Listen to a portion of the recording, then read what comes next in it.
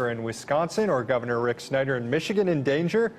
Put control of the House of Representatives in danger as well? Let's ask the panel. Richard Fowler, Democratic strategist, and Vince Colonnese, senior online editor with the Daily Caller, both join me now. Welcome to you both. Thanks for having me, Sam. Thank you. So everyone's focused on the presidential election, but arguably just as important is the congressional elections.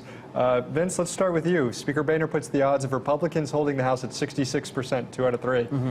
Yeah, I mean, what's also called the expectations game. No politician wants to be in a place where they come out and they say, yeah, we got this thing locked up, see you guys in November. It doesn't happen. Politicians do this all the time. Remember, the Obama campaign did the same thing. There was this internal thing that leaked that they were going to have $1 billion campaign. Then all of a sudden, now the Obama campaign has to rush out and go, no, no, no, this is no $1 billion campaign. I don't know who told you that, but we're not going to raise that much money unless you help us. So it's the expectations game. They can't come out and they came out and said that he's very confident that they will, grow their majorities in the House. I mean, is he being overly confident? Maybe, but in the case of the leader, the Speaker of the House, he's trying to, I believe here, frame that there's a possibility that they could leave. And by the way, like 66% is like sort of a really decent, I mean, he didn't go that far in the expectations game. He's like, yeah, we're pretty much keeping the place. But by the way, there's a small chance that we lose it, so everyone's, pay attention and come out to vote. That's kind of what he's saying. Where do you put the odds at? Well, I think the Democrats have a good chance of winning the House back. We have 29 seats to win to retake the majority from John Boehner. And what we've seen from John Boehner over the past almost 2 years is a do-nothing Congress.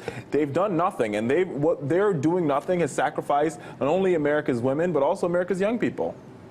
Vince, if you had to sell it, I mean, they've been in office a year and a half. Richard says it's a do-nothing Congress. How do Republicans sell the American people that they deserve another shot at the majority? What have they done? This is one of those elections where the president can't sell his own record, and Republicans are going to have trouble selling a record of doing something in Congress. And President Obama knows this, because when you control one half of 1/3 of government, you will have the problem of not being able to show a list of accomplishments that says, hey, look how great we did for America. So Republicans are going to have to make the argument that they put the brakes on President Obama delivering a country in further despair. I beg to differ. I think the president has a lot of accomplishments to talk about. The first 2 years when he was in office, when we had both chambers as well as the White House, we've seen a lot of change. We saw the passage of comprehensive health care reform. We saw the Lilly Ledbetter Act. On top of that, we saw the credit card reform act. There's so much stuff the president has done in the first 2 years of office that the Republicans came in and immediately tried to reverse. Progressives are disappointed with what I mean, look at Obamacare. Obamacare didn't even get the public option. They weren't able to negotiate prescription drugs. I mean, the fact is, Obamacare comes through, doesn't even achieve what progressives want. And guess what? It's the same exact program that Mitt Romney instituted in Massachusetts. Well, I'm glad you mentioned that. You're exactly right. It's the same exact program that the Republican nominee put in place in Massachusetts, but the Democrat Republicans are doing everything in their power to repeal it. Understandably, the truth of the matter is, Sam, is the Republicans have their way and they repeal Obamacare. 2.5 million young people wake up tomorrow morning with no health care insurance. None. And they think they're okay. They're okay with that. They're absolutely okay with it. The question comes blows my mind. Well, the question for Republicans is the solvency of the country. We know now, and we saw reports yesterday, that even Social Security is now is 3 years quicker to becoming insolvent. I mean, the numbers continue to look more and more grim, and Republicans have to make the case. And by the way, stand behind that they want to make. There's a lot of easy solutions to that Social Security question, but that's for a different topic. But I think you touched on something, and that's a lot of progressives weren't exactly thrilled with the accomplishment. I mean, it's true. The first 2 years of President Obama's administration were probably the most productive of any Congress, and then the last 2 years have been very unproductive. That's a fact. But the successes, a lot of progressives, including myself, weren't exactly happy with it. I mean, we've got expanded war in Afghanistan, the security state, surveillance, stuff I mentioned earlier in the show, drug war, things like that. Are the young people going to show up for President Obama this election and therefore help carry Democrats to win a bunch of seats like they did in 2008? I mean, that is the hope. I think the truth of the matter is this election is going to be about choices. You could either vote for somebody like Mitt Romney and his good old friend Rick Santorum, who believes going to college is being snobby, or he doesn't believe that they should invest in colleges and universities or help people who are struggling with student loans because they try to achieve the American dream.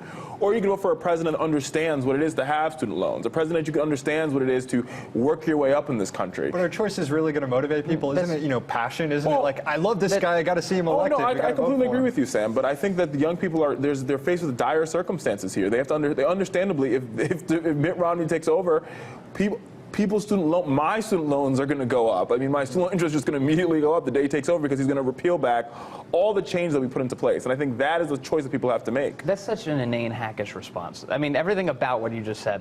The fact is, most people are going to make decisions. Yeah, about Richard. The idea is that young people are going to look at this. One, I don't think they're going to have the same enthusiasm that they did for President Obama 4 years ago. I just think that that's hard. That's a hard sell for the president. He knows that it's going to be hard, especially because he has a record now. The other thing is that when it comes to like questions of whether or not somebody should go to college, you speak about it, Richard, as if it's some sort of entitlement mentality, and the president knows this, and young people know this, and they're all together on this. Well, I don't think that's true. I think that's not what I'm saying, Vince. What I'm saying is this: when you have one of the top-tier presidential candidates go out and say going to a four-year university is snobbish when he has 3 degrees, proves part of the problem. They want the poor, the rich to stay rich, and the poor to stay poor. Should we have a right to higher education? I think you should have a right to education, whether it's higher education. No, I think higher education is something that So you have a right to a low-paying minimum wage job, but no, that's not right at all. Actually, the fact is, people are built for different things. I mean, that's clear. And Vince. Okay, so Richard, you're saying that every single person should go to college. Let's talk about. Why is the president? No, let's talk about American history. After World War II, when our young people put their lives on the line for this country, the best way that our country saw fit to grow our middle class and to reward those folks is by giving them a chance to get a college degree. If those individuals did not get a college degree, we would not have the long sustainable economic growth that we've experienced up until George Bush took office. It all happened because of the GI Bill and the fact that American presidents decided to make an investment in America's greatest resources, people. Spend some time in a college classroom. You should see the types of people that go to college. A lot of people go to college because they believe, I just have to, and they don't learn anything. It's a waste of time. Secondly, the president of the United States is out there now arguing that students are saddled with enormous sums of debt, $25,000, right? Isn't that something about the number? Why is the solution only wrapped in fixing a federal interest rate, as opposed to saying, hey, look, if you're not cut out for college, don't go. Don't become saddled with debt if you're not going to be able to pay it off. We got to cut it off there. That's absolutely ridiculous. Ultimately, you say it's ridiculous. Republicans are going to control the House next year, yes or no? In all likeliness, yes. Yes or no? Nancy Pelosi would be the speaker again, if you ask me. Richard Fowler, Vince Colonnese, thank you very much for coming on. Even though they've scuttled their mandate and stepped in it with their crusade against contraceptives, Republicans in the House